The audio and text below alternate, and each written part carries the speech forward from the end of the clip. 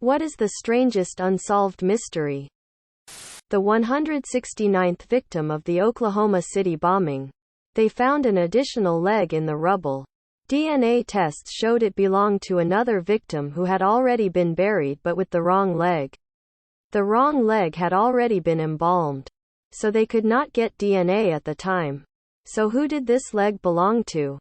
All other legs had been accounted for in other victims. They found no other body parts. And nobody else had been reported missing. It was only until 2015 they could get DNA from the leg. But it's still classified as a John Doe.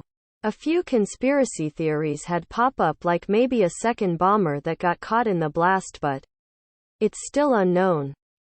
That guy who ran away from the airport hopped the fence and was never seen again. The Taman Shud murder is so beyond bizarre.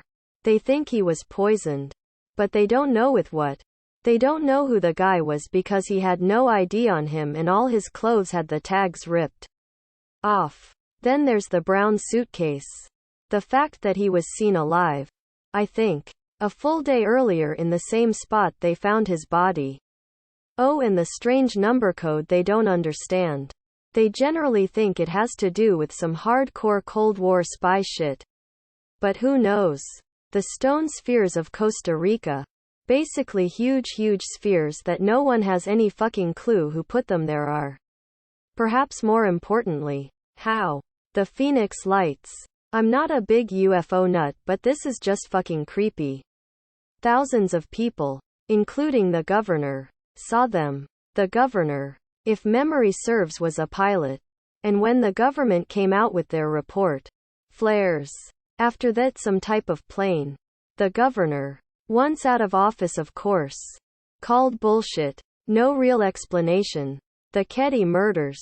In 1981, Glenna Sharp, her son John, 15, his friend Dana, 17, were found beyond brutally murdered by Glenna's eldest daughter Sheila. She found them, not murdered them. They had been staying in cabin 28 in the Ketty resort. Sheila had stayed with her friends in cabin 27 and found the bodies in the morning.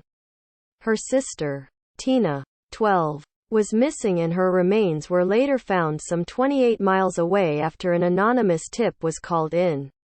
The twist here is that in cabin 28 there were also 3 small children found alive and unharmed in their bedroom. Most people on Reddit have probably heard about it. But Oak Island, also known as the Money Pit, is a pretty big mystery. In 1795, Daniel McGuinness, of Nova Scotia, saw lights coming from the uninhabited Oak Island, named because, well, it's full of oak trees. He and some friends went to the island and found a large circular depression. So, they started digging and discovered a layer of flagstones a few feet below. On the pit walls there were visible markings from a pick. As they dug down they discovered layers of logs at about every 10 feet. They gave up at 30 feet. That's just the beginning. The Onslow Company picked up where McGuinness and his friends left off, reaching a depth of 90 feet, finding layers of logs every 10 feet and layers of charcoal, putty and coconut fiber at 40, 50 and 60 feet. It should be noted that coconuts and thus their fibers aren't native to anywhere near Nova Scotia. Somewhere between 80 and 90 feet they found a coated rock that was translated saying something like, 40 feet down, 2 million pounds lie buried. This is getting long, so I'll tell Doctor it. The pit floods. And not like a, oh, we'll just pump out the water flood. The water comes in from 3 parts of the island with the tide. Many people and companies have tried to reach the bottom, but with no success.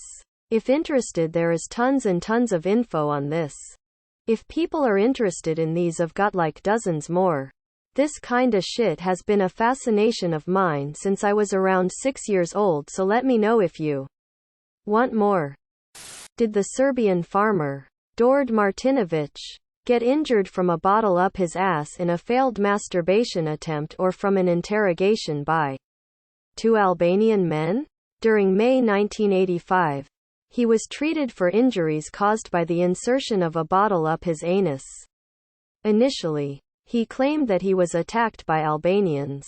Later, he stated that it was actually caused by him masturbating. This resulted in investigations. The bizarre situation caused widespread controversy and contributed to worsening tensions between Kosovo's Serbs and Albanians. He eventually reverted back to his original story, that he was attacked. What happened to Ireland's most beloved racehorse Shergar? It's widely believed the IRA kidnapped him for ransom and ended up shooting him to death as he got too much to deal with. However, even long after ending their campaign, the IRA has been admitting to the kidnappings and killings of several people, especially in relation to the disappeared, but haven't mentioned Shergar once. Surely they would have come out and claimed responsibility by now if they were behind it?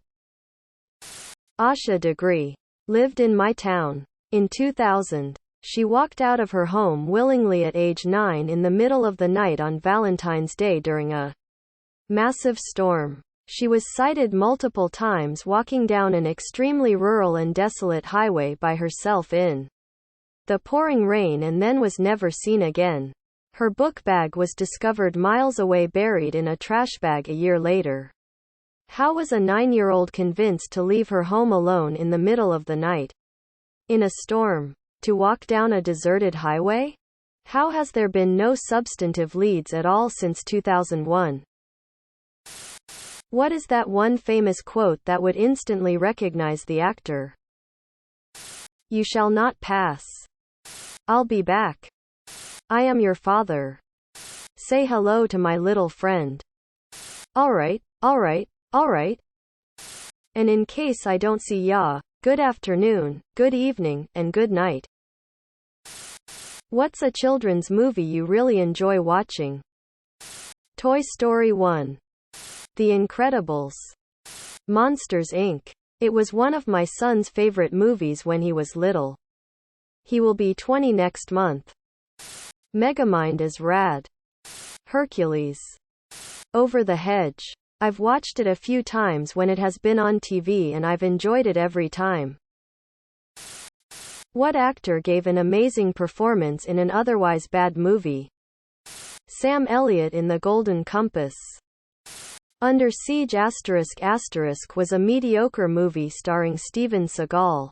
But Tommy Lee Jones put in a way better acting performance as the villain.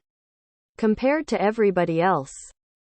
Chris Evans and Michael Chiklis in the Fantastic Four movies, the only actors who I bought as their respective characters and the only actors who seemed like they were having fun. Raul Julia as M. Bison in Street Fighter.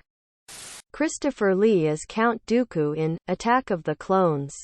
He always gave a great performance. And his acting was truly art in every film he acted in. The cast of Pay It Forward. Young Haley Joel Osment, Helen Hunt and Kevin Spacey were all heavy hitters at the time. I felt like I was robbed of a great movie by the writing. Subscribe, my brothers.